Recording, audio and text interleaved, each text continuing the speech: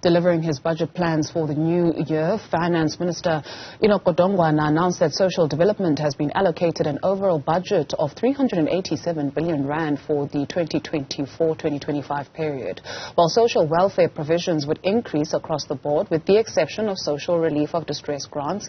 Each of the grants will increase by a margin of about 100 rand by October this year.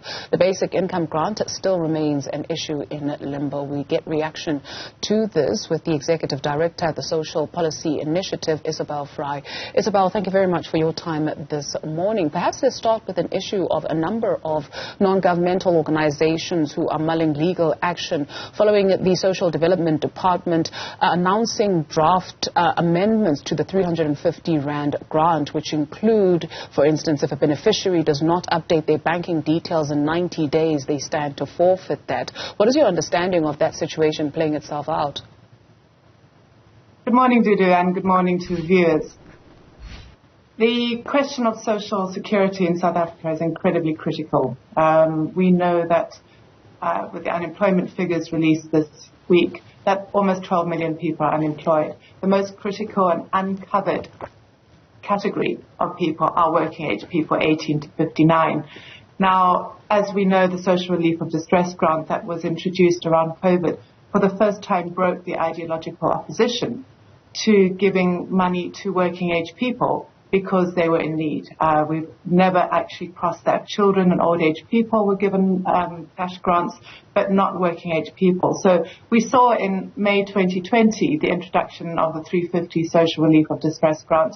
And we saw, together with a number of others, for 6 months, if you remember. Since then, it has been extended in time on a very ad hoc basis. In the last couple of years, it's now been for 12 months with each budget. But not only has the amount not increased, so we're actually looking at a purchasing power of 270 rand rather than 350, unlike all the other grants. But in addition, as you mentioned, there are increasingly stringent conditions for eligibility. So we have a very, very low means test. So basically, you have to have absolutely nothing in order to qualify. And that means test keeps on going up and down as Treasury budgets change. So a lot of the beneficiaries, potential beneficiaries, have given up because they don't know whether they'll be eligible. In addition to that, there are a number of conditions that have been imposed around bank accounts, around smartphones, requirements that people who are absolutely destitute need to be able to meet in order to be eligible. We see this as a way of trying to shape social policy through the budget. Now, I'm not part of that litigation, but I think that there's a real need to come to the table and say, what is it that we're wanting the social security to do? Why is it that we view the poor as potential criminals, and we need to monitor their behavior so strictly? Why do we need to make the poor beg for money when actually what we need to be doing as a society and as an economy is putting money into the hands of the poor in order to ensure that they become the foot soldiers of economic recovery? When you take a look at the announcement where social development is concerned by the Finance Minister, what is your understanding of this 387 billion rand? It's an interesting budget, 387 billion rand, which continues the majority of, that's basically mostly for social assistance grants, and then, of course, some social security funds such as UIF, RAF. We're very disappointed, again, from an economic perspective as well as a human rights perspective, that none of the grants are above inflation. So inflation at a rate of 5.5%, the old age grant only increasing by 4.8%, and the children's grants by 5%. So we are making allocations for an increase in headcount as more people get above the retirement age and as children are born. But we're certainly not looking at increasing the adequacy. And Dudu, one of the things that I really think we need to get our teeth into is the fact that we've had two really comprehensive social security roadmaps, policy roadmaps developed.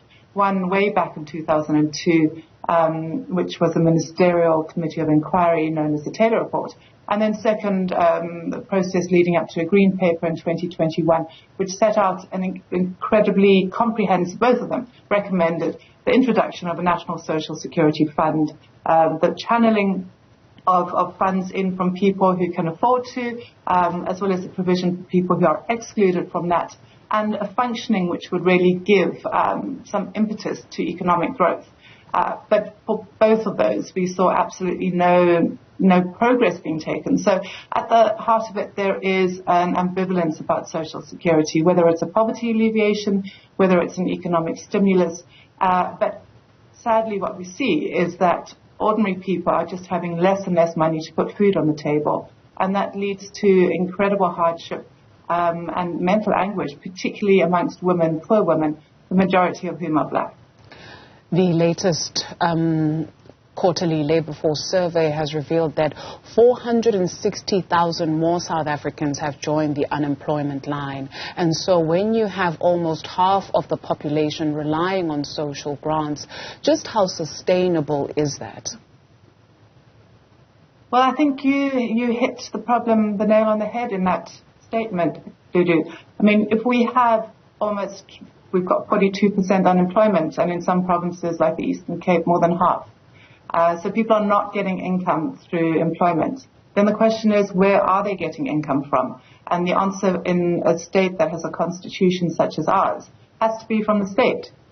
So it's an inverse correlation between the levels of unemployment and the need on the social security net. And so one of the policies that you spoke about, the Universal Basic Income, or the BIG, is a solution to that, because what it says is if we expand to every person a small monetary income of about 1,500, we tax it back from people who are earning. And so as the employment starts generating, we take back more and more, but nobody is excluded, because everybody needs to have basic income. Again, I stress, not just to meet their basic needs, which are essential and inherent in the right to dignity, but to keep the economy going. But Dudu, can we speak about the 150 billion contingency reserve fund? Sure. And move on that. Sure. Thank you. Because how is that going to work, actually? So practically, what do we need to understand about that and how it's going to work? Help us understand. Sadly, I'm not a monetary theorist, so I can't give you the ins and outs. I have been monitoring the conversation. There are a lot of technical details about asset and liability funds with the South African Reserve Bank. However, what is interesting is that to date, our macroeconomic framework has only rested on fiscal policy tools in order to intervene and raise finance for government revenue spending, for the spending such as on social grants. Many people over the years have been calling on government to use monetary policy tools, including looking at some of the funds that are sitting. We've got an unemployment insurance fund with a surplus of over 100 billion. We've got the exchange reserve contingent or fund, as well as an oversubscribed government employee pension fund. So we've got pools of money which is sitting idle, basically unneeded.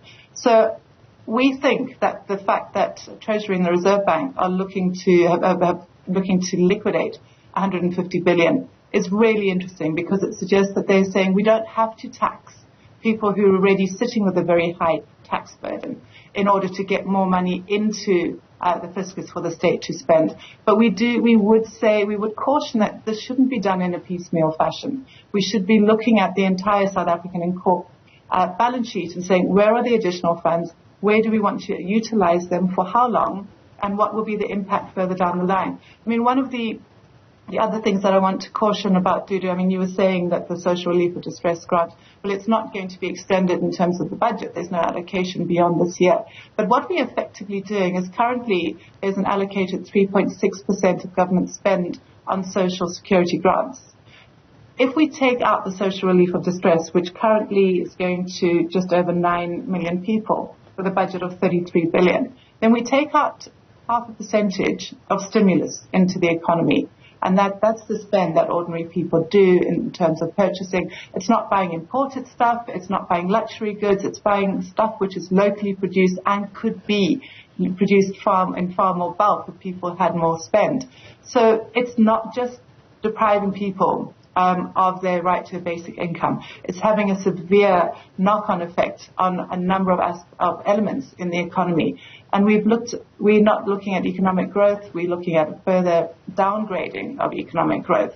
And just from the research that we've done into the social relief of distress grant, into the other grants, they are a lifeline for a number of millions of people and communities.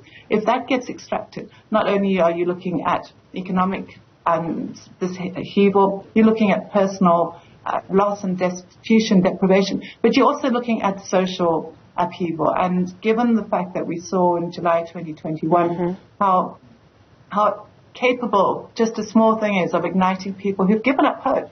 And the unemployment figures were interesting because while the broad definition of total unemployment came down, the narrow definition has increased, which means that more people have given up looking for jobs. They fall into a category known as discouraged work seekers.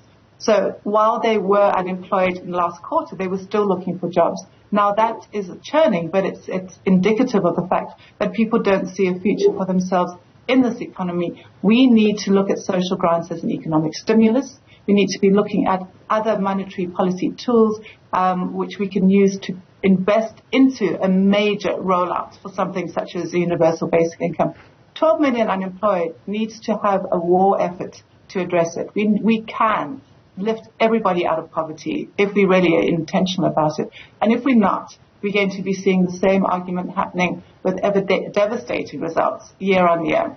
And as we see the elections coming up, we need to be seeing leadership that really takes the plight of people who are marginalized seriously. Devastating results we will see. Isobel Frye, Social Policy Initiative Executive Director, thank you very much for your time this morning.